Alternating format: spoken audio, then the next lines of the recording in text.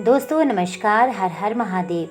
स्वागत है आपका एक बार फिर से मेरे इस चैनल में, जिसमें आप सुनते हैं सनातन धर्म से जुड़ी कथा, कहानियाँ व अन्य प्रेरणादायक कहानियाँ। दोस्तों आप सुन रहे हैं शिव पुराण रुद्र संहिता का तृतीय पार्वती खंड, और उसमें आप सुन रहे हैं शिव विवाह का बहुत ही सुंदर और विस्तृत वर्णन।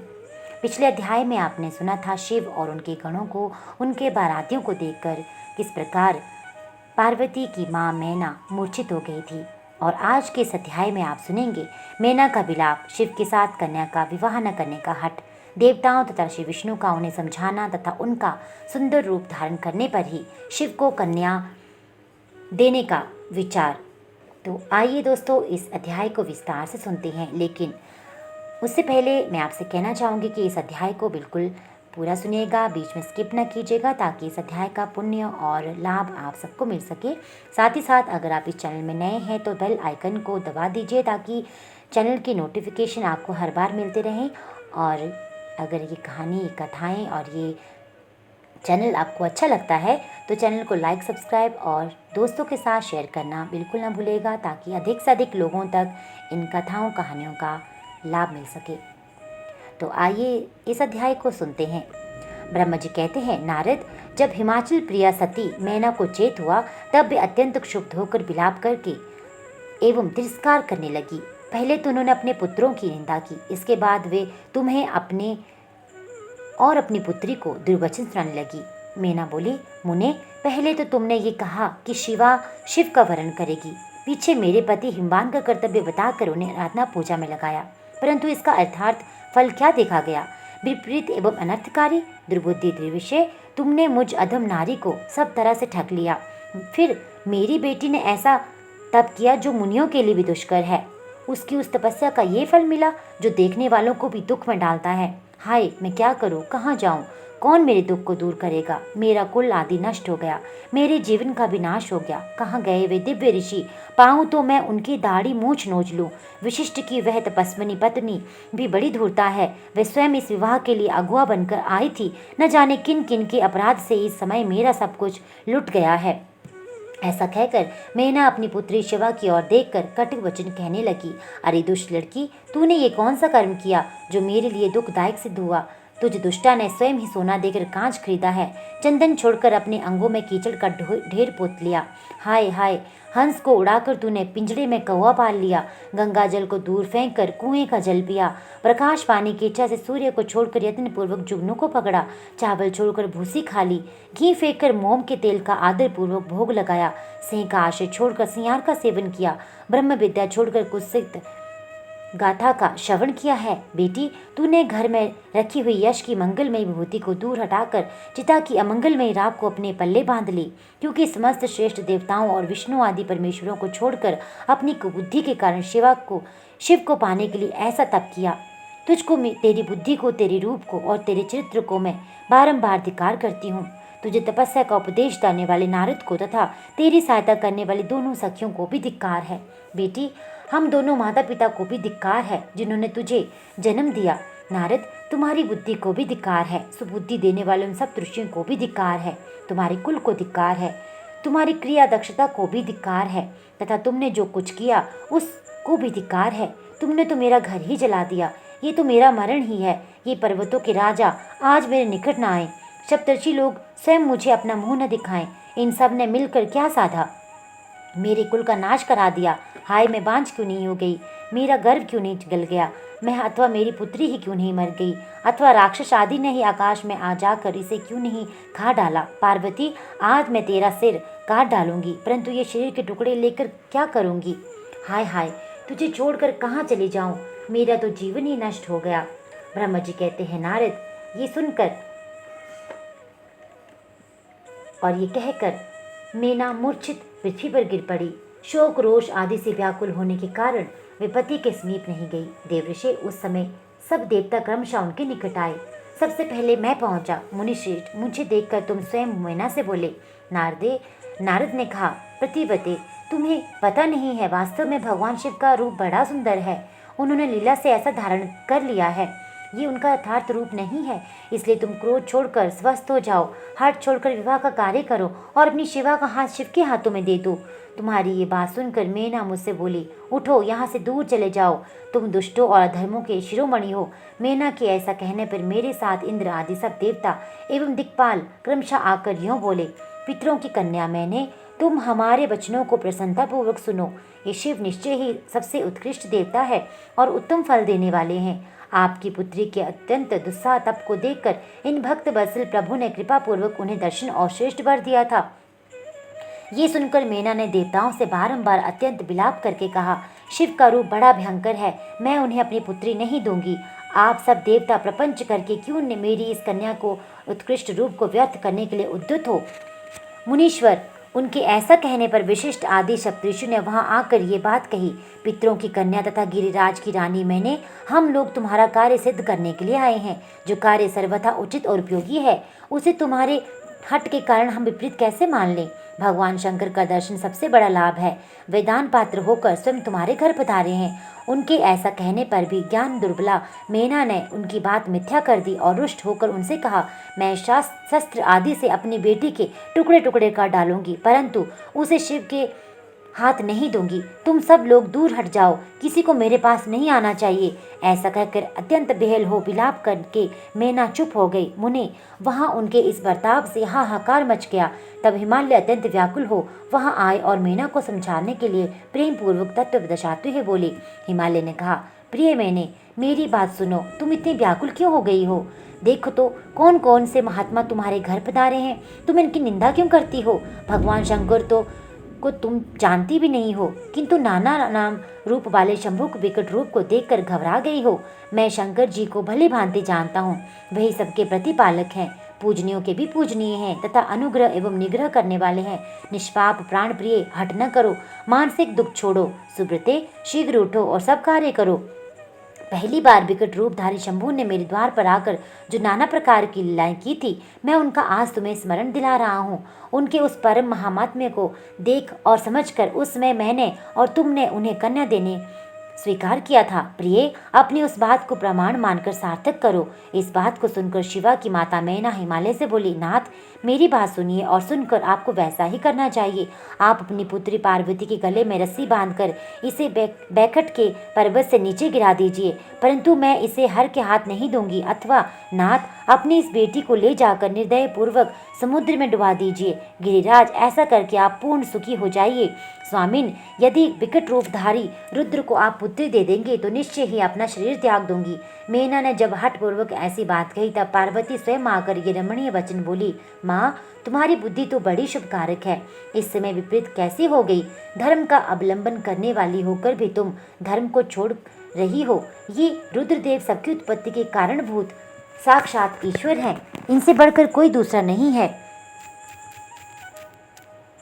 समस्त श्रुतियों में ये वर्णन है कि भगवान शंभु सुंदर रूप वाले एवं सुखद है, कल्याणकारी महेश्वर, समस्त देवताओं के स्वामी तथा स्वयं प्रकाश है। इनके नाम और रूप अनेक हैं। माताजी, श्री विष्णु और ब्रह्मा आदि भी इनकी सेवा करते हैं। ये सबके अधिष्ठान है, कर्ता, हर्ता और स्वामी है। विकारों की इन तक पहुँच नहीं है। ये तीनों देवताओं के स्वामी अविनाशी एवं सनातन है। इनके लिए ही सब देवता किंकर होकर तुम्हारे द्वार पर पधारे हैं और उत्सव मना रहे हैं। इससे बढ़कर सुख की बात और क्या हो सकती है। अतः यत्न पूर्वक उठो और जीवन सफल करो। मुझे शिव के हाथ में सौंप दो और अपने गृहस्थ आश्रम को सार्थक करो। माँ, मुझे परमेश्वर शंकर की सेवा में दे दो। मैं स्वयं तुमसे ये बात कहती हूँ, तुम मेरी इतनी सी विनती मान लो। यदि तुम इनके हाथ में मुझे नहीं दोगी तो मैं दूसरे किसी का वरण नहीं करूँगी, क्योंकि जो सिंह का भाग है उसे दूसरे को ठगने वाला सियार कैसे पा सकता है। माँ, मैंने मन, वाणी और क्रिया द्वारा स्वयं हर का वरण किया है, हर का ही वरण किया है। अब तुम्हारी जैसी इच्छा हो वह करो। ब्रह्मा जी कहते हैं, नारद, पार्वती की बात सुनकर शैलेश्वर प्रिया मैना बहुत ही उत्तेजित हो गई और पार्वती को डांटती हुई दुर्वचन कहकर रोने तथा विलाप करने लगी।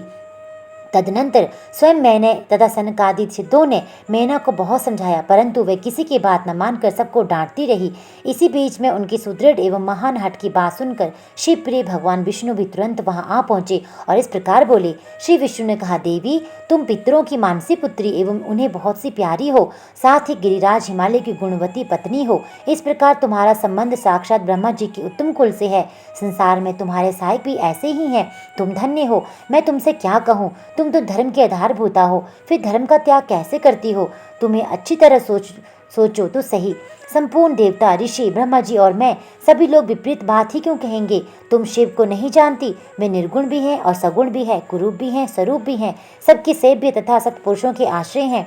उन्हीं के मूल प्रकृति रूपा देवी ईश्वरी का निर्माण किया है, उसके बगल में पुरुषोत्तम का निर्माण करके बिठाया। उन्हीं दोनों से सगुण रूप में मेरी तथा ब्रह्मा की उत्पत्ति हुई। फिर लोगों का हित करने के लिए वे स्वयं ही रुद्र रूप से प्रकट हुए हैं। तदनंतर वेद, देवता तथा स्थावर जंगम रूप से भी जो कुछ दिखाई देता है वह सारा जगत भी भगवान शंकर से ही उत्पन्न हुआ है। उनके रूप का ठीक ठीक वर्णन अब तक कौन कर सका है, अथवा कौन उनके रूप को जानता है? मैंने और ब्रह्मा जी ने भी जितना अंत नहीं पाया, उनका पार दूसरा कौन पा सकता है? ब्रह्मा को लेकर कीट पर्यंत जो कुछ जगत में दिखाई देता है वह सब शिव का ही रूप है, ऐसा जानो। इस विषय में कोई अन्यथा विचार नहीं करना चाहिए। वह ही अपनी लीला से ऐसे रूप में अवतीर्ण हुए हैं और शिवा के तप से प्रभाव से तुम्हारे द्वार पर आए हैं। अतः हिमाचल की पत्नी, तुम दुख छोड़ो और शिव का भजन करो, इससे तुम्हें महान आनंद प्राप्त होगा और सारा क्लेश दूर हो जाएगा।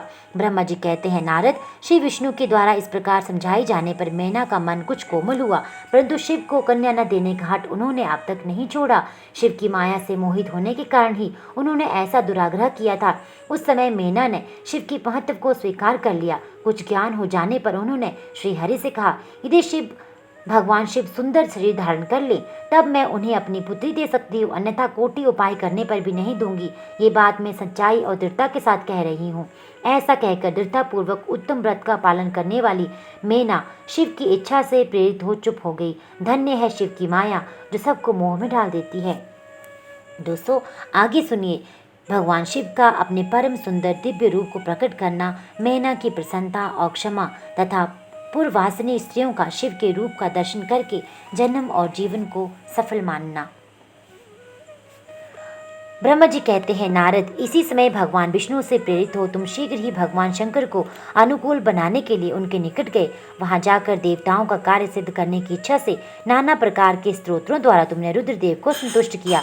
तुम्हारी बात सुनकर शंभु ने प्रसन्नतापूर्वक अद्भुत, उत्तम एवं दिव्य रूप धारण कर लिया। ऐसा करके उन्होंने पहले दयालु स्वभाव का परिचय दिया। मुने, भगवान शंभु का वह स्वरूप कामदेव से भी अधिक सुंदर एवं लावण्य परम आश्रय था। उनका दर्शन करके तुम बड़े प्रसन्न हुए और उस स्थान गए जहाँ उसके साथ मैना विद्वान थी। वहां पहुंचकर तुमने कहा, विशाल नेत्रों वाली मैंने भगवान शिव के उस सर्वोत्तम रूप का दर्शन करो। ये रूप प्रकट करके उन करुणामय शिव ने तुम पर बड़ी कृपा की है। तुम्हारी ये बात सुनकर शैलराज की पत्नी मैना आश्चर्यजनक हो गई। उन्होंने शिव के परमानंददायक रूप का दर्शन किया, जो करोड़ों सूर्यों के समान तेजस्वी, सर्वांग सुंदर, विचित्र वस्त्रधारी तथा नाना प्रकार के आभूषणों से विभूषित था। वह अत्यंत प्रसन्न, सुंदर, हास्य से सुशोभित, ललित लावण्य से लसित, मनोहर, गौर वर्ण, द्युतिमान तथा चंद्रलेखा से अलंकृत था। विष्णु आदि संपूर्ण देवता बड़े प्रेम से भगवान शिव की सेवा कर रहे थे। सूर्य देव ने छत्र लगा रखा था। चंद्रदेव मस्तक का मुकुट बनाकर उनकी शोभा बढ़ा रहे थे। इन सब साधकों ने भगवान शंकर सर्वथा रमणीय जान पड़ते थे। उनका वाहन भी अनेक प्रकार के आभूषणों से विभूषित था। उनकी महाशोभा का वर्णन नहीं हो सकता। गंगा और यमुना भगवान शिव को अत्यंत सुंदर चंवर डुला रही थी और 8 सिद्धियां उनके आगे नाच रही थी। उस समय में भगवान विष्णु तथा इंद्र आदि देवता अपने अपने वेश को भली भांति विभूषित करके पर्वतवासी भगवान शिव के साथ चल रहे थे। नाना रूपधारी शिव के गण खूब सज धज कर अत्यंत आनंदित हो शिव के आगे आगे चल रहे थे। सिद्ध उपदेवता, समस्त मुनि तथा अन्य सब लोग भी महान सुख का अनुभव करते हुए अत्यंत प्रसन्नतापूर्वक शिव के साथ यात्रा कर रहे। इस प्रकार देवता आदि सब लोग विवाह देखने के लिए उत्कंठित हो उठे। खूब सज धज कर अपनी पत्नियों के साथ परम ब्रह्मा शिव का यशोगान करते हुए जा रहे थे। विश्वास, वसु आदि गंधर्व अप्सराओं के साथ हो शंकर जी के उत्तम यश का गान करते हुए उनके आगे आगे चल रहे थे। मुनि श्रेष्ठ महेश्वर के शैलराज के द्वार पर पहुंचते हुए समय इस प्रकार वहां नाना प्रकार का महान उत्सव हो रहा था। मुनीश्वर उसमें वहां परमात्मा शिव जैसी शोभा हो रही थी, उसका विशेष रूप से वर्णन करने में कौन समर्थ हो सकता है।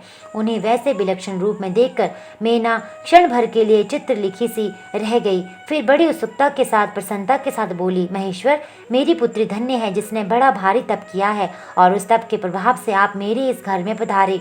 पहले जो मैंने आप शिव की अक्षम्य निंदा की है उसे मेरी शिवा के स्वामी शिव आप क्षमा करें और इस समय पूर्णतः प्रसन्न हो जाएं। ब्रह्मा जी कहते हैं, नारद, इस प्रकार बात करके चंद्रमौली शिव की स्तुति करती हुई शैलप्रिया मैना ने उन्हें हाथ जोड़कर प्रणाम किया। फिर वे लज्जित हो गई। इतने में ही बहुत सी पुनर्वासिनी स्त्रियां भगवान शिव के दर्शन के लालच से अनेक प्रकार के काम छोड़कर वहां आ पहुंची। जो जैसी थी वैसे ही अस्त व्यस्त रूप से दौड़ आई। भगवान शंकर का वह मनोहर रूप देखकर वे सब मोहित हो गई। शिव के दर्शन से हर्ष को प्राप्त हो प्रेम पूर्वक हृदय वाली वे नारियां महेश्वर की उस मूर्ति को अपने मनोमंदिर में बिठाकर इस प्रकार बोली। पूर्ववासिनियों ने कहा, अहो, हिमबान के नगर में निवास करने वाले लोगों के नेत्र आज सफल हो गए। जिस व्यक्ति ने इस दिव्य रूप का दर्शन किया है निश्चय ही उसका जन्म सार्थक हो गया है। उसी का जन्म सफल है और उसी की सारी क्रियाएं सफल है जिसने संपूर्ण पापों का नाश करने वाले साक्षात शिव का दर्शन किया है। पार्वती ने शिव के लिए जो तप किया है उसके द्वारा उन्होंने अपना सारा मनोरथ सिद्ध कर लिया। शिव को पति के रूप में पाकर ये शिवा धन्य और कृत्य हो गई। यदि विधाता शिवा और शिव की इस युगल जोड़ी को सानंद एक दूसरे से मिला देते तो उनका सारा परिश्रम निष्फल हो जाता। उस उत्तम जोड़ी को मिलाकर ब्रह्मा जी ने बहुत अच्छा कार्य किया है। इससे सभी कार्य सार्थक हो गए। तपस्या के बिना मनुष्यों के लिए शंभु का दर्शन दुर्लभ है। भगवान शंकर के दर्शन मात्र से ही सब लोग कृतार्थ हो गए। जो सर्वेश्वर गिरजापति शंकर का दर्शन करते हैं वे सारे पुरुष श्रेष्ठ हैं और हम सारी स्त्रियां भी धन्य हैं। ब्रह्मा जी कहते हैं, नारद, ऐसी बात कहकर उन स्त्रियों ने चंदन और अक्षर से शिव का पूजन किया और बड़े आदर से उनके ऊपर खीलों की वर्षा की। वे सब स्त्रियां मेना के साथ उत्सुक होकर खड़ी रहीं और मेना तथा गिरजा राज बुरी भाग्य की सराहना करते रहे। मुनि स्त्रियों के मुख से वैसे शुभ बातें सुनकर विष्णु आदि सब देवताओं के साथ भगवान शिव को बड़ा हर्ष हुआ। तो दोस्तों, आज के अध्याय में इतना ही। आगे के अध्याय सुनने के लिए इस चैनल के साथ जुड़े रहिए। आगे के अध्याय में आप और भी इस शिव विवाह के पुण्य की बातें सुनेंगे। इस अध्याय में आप सुनेंगे मेना द्वारा द्वार पर भगवान शिव का परिछन, उनके रूप को देखकर संतोष का अनुभव और भी बहुत सी बातें इस अध्याय में आप सुनेंगे। तो आगे का अध्याय सुनने के लिए चैनल के साथ जुड़े रहिए। अगर आपको ये चैनल अच्छा लगता है तो लाइक, सब्सक्राइब और शेयर करना बिल्कुल ना भूलिएगा। आपका दिन शुभ हो। हर हर महादेव।